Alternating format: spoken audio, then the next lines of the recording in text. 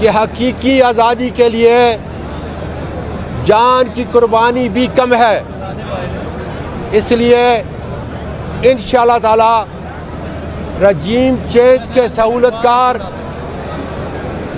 General Bajwa का मैं मुकाबला भी करूंगा और उसका पीछा भी करूंगा, जिसकी वजह से 11,000 अरब इन 13 नौसरबाजों ने मेरे इस गरीब मुल्क का लूटा है। पाकिस्तान पाइंदाबाद। पाकिस्तान का आईन हमें बुनियादी हुकूक का तहफ़्फ़ुज़ देता है, लेकिन बदकिस्मती है कि जब हमारे जज, हमारी अदालतें एजेंसियों के ताबे हो जाएं, तो फिर समझ लें कि मुल्क के अंदर एनार्की है, लाकानूनियत है, जुल्म है, इंसाफ के दरवाजे बंद हो चुके हैं। अगर अरशद शरीफ के वरसा को इंसाफ नहीं मिलता, आज भी एक सहाफ़ी को एजेंसियों ने उठा लिया है, इसलिए कि आज आपकी अदलिया मुकम्मल तौर पर वेंटिलेटर के अंदर है। उसके वरसा को, अरशद शरीफ के वरसा को ट्रक की बत्ती के पीछे लगा दिया है।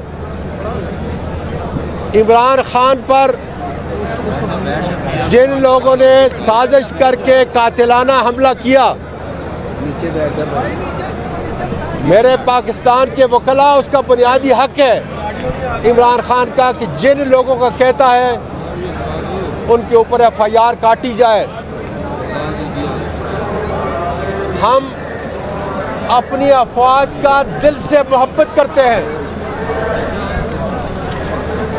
लेकिन वो कानून से बालातर नहीं, आईन से बालातर नहीं। इसलिए आज ज़रूरत इस बात की है कि कानून की पासदारी करने के लिए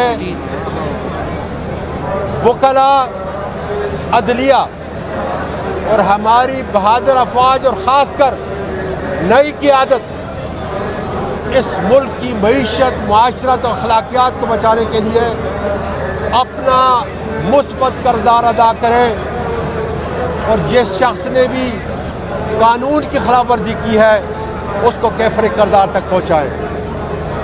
मुझे उम्मीद है आज बड़ी तादाद